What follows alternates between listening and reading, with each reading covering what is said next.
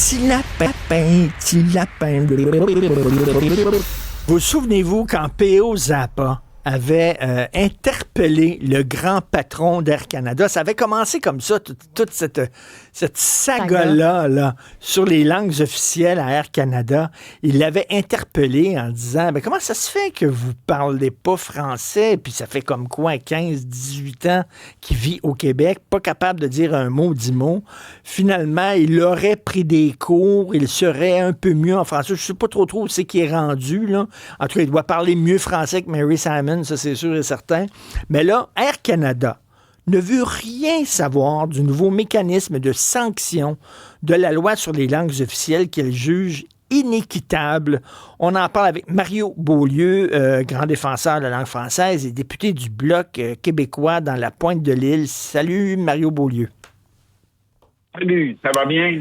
Ben, ça va très bien. Air Canada, donc Air Canada, ça va pas bien quand on regarde ça aller. C'est quoi les sanctions là, de la loi sur les langues officielles? Ils trouvent l'amende trop salée. C'est quoi, là? Ben oui, ça peut aller de 5 000 à 50 000 Okay. C'est tout un processus très lourd qui n'est pas en application immédiatement. On est en train d'étudier le règlement. Alors, c'est vraiment... Puis 50 000 pour Air Canada, je pense pas que ça leur ferait très mal. Mais bon, ils s'opposent à ça. Ils trouvent que c'est inéquitable. Par contre, je suis d'accord avec eux que ça devrait pouvoir s'appliquer à l'ensemble des transporteurs aériens. Pour l'instant, ça s'applique seulement à Air Canada, Via Rail, quelques compagnies, les administrations aéroportuaires. Ça s'applique pas, par exemple, aux agences de sécurité qui sont dans les aéroports. Okay. Il y a toute une série d'exceptions. Mais Air Canada, qui détient le record de plaintes au commissaire aux langues officielles, ne sont pas tellement bien placés là, pour contester ce règlement-là. Ben non, c'est assez arrogant, mettons, là, comme réaction, comme attitude. C'est ça. C'est pas très stratégique de venir faire ça. Puis bon, il y a eu... je pense quand M. Rousseau, le PDG d'Air Canada, avait dit en anglais que c'était pas besoin de parler français au Québec, à Montréal, que lui était là depuis 10 ans, je sais pas combien d'années, qu'il n'avait jamais eu à utiliser le français. Ça avait causé vraiment un tollé. Il y avait eu au-dessus de 3200 plaintes, je pense. Là, le nombre de plaintes a diminué un peu, mais quand on regarde ça... à long terme, il reste qu'il y a encore beaucoup de problèmes. Eux autres disent qu'ils ont des problèmes à recruter du personnel bilingue ou qui parle français. Ils disent que 50% de leur personnel est bilingue. Ah oui. Ça reste trop peu. Puis le personnel unilingue, ça doit être des unilingues anglais, probablement.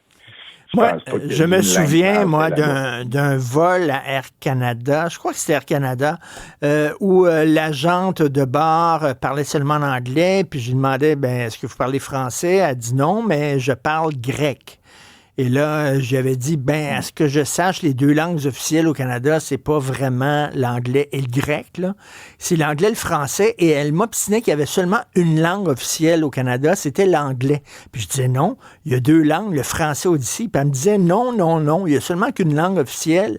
Et il y a des gens aussi qui, au Québec, pensent qu'il y a deux langues officielles au Québec, le français et l'anglais, alors que non. Au Québec, il y a une langue officielle, c'est le français. Les gens sont mêlés avec les langues officielles, Mario Beaulieu. Ben oui, puis dans le fond, c'est le gouvernement fédéral qui contribue à ça, parce que le gouvernement fédéral vient toujours dire non, il y a deux langues officielles. Vous parlez l'anglais ou le français. Et comme la loi sur les langues officielles s'applique au Québec, ça vient vraiment semer la confusion. Et particulièrement auprès des nouveaux arrivants, le gouvernement fédéral, toutes les institutions vont toujours proposer de fonctionner en anglais. Alors, c'est vraiment un adversaire, un problème, un des principaux facteurs d'anglicisation du Québec, c'est le gouvernement du fédéral. C'est bizarre parce que le Québec, la seule langue officielle, c'est le français, mais on a l'impression que le Québec est la seule province bilingue de tout le pays.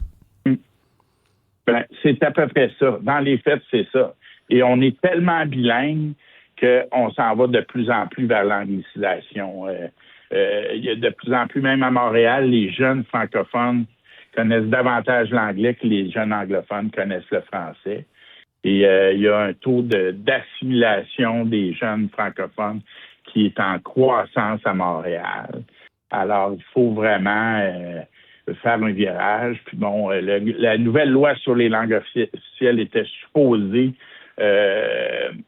protéger aussi le français, pas seulement l'anglais, parce que depuis 1969, la loi sur les langues officielles visait à protéger les communautés de langue officielle en milieu minoritaire, définies par province. Donc, au Québec, c'était l'anglais.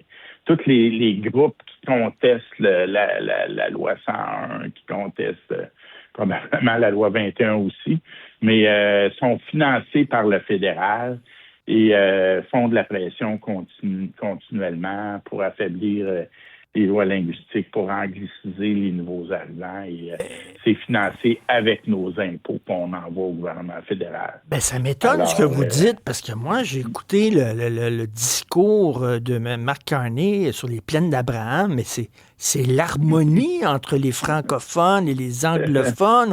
On regarde tous les deux dans la même direction, tout va bien, n'est-ce pas?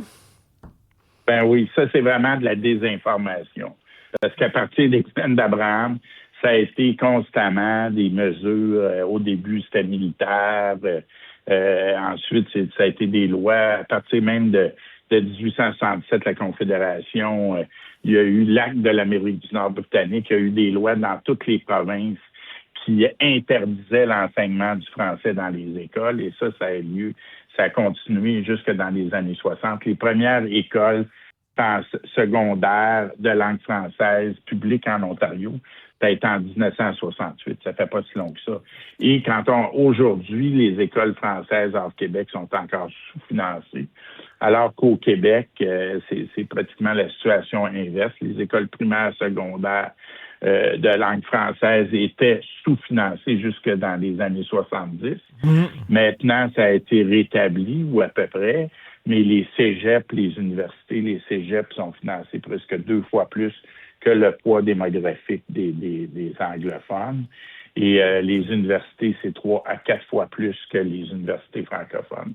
Alors, c'est pour ça que, dans le fond, la seule solution, vraiment, c'est l'indépendance du Québec. Il faudrait soustraire le Québec de l'application de la loi sur les langues officielles. Et ça, la seule façon d'y arriver, c'est l'indépendance. On a essayé, moi j'ai négocié, on a fait inclure dans les mesures de langue, dans la nouvelle loi sur les langues officielles, on a fait inclure des mesures pour protéger le français au Québec. Et on a eu de la difficulté parce qu'on a eu beaucoup d'obstructions. Les Suarez Father, etc. Bon, ben, il faudrait dire ça à M. Carney, qui n'a pas l'air vraiment être au courant des nouveaux développements. Merci beaucoup, Mario Beaulieu, député du Bloc québécois dans la Pointe-de-l'Île. Merci. Bonne journée.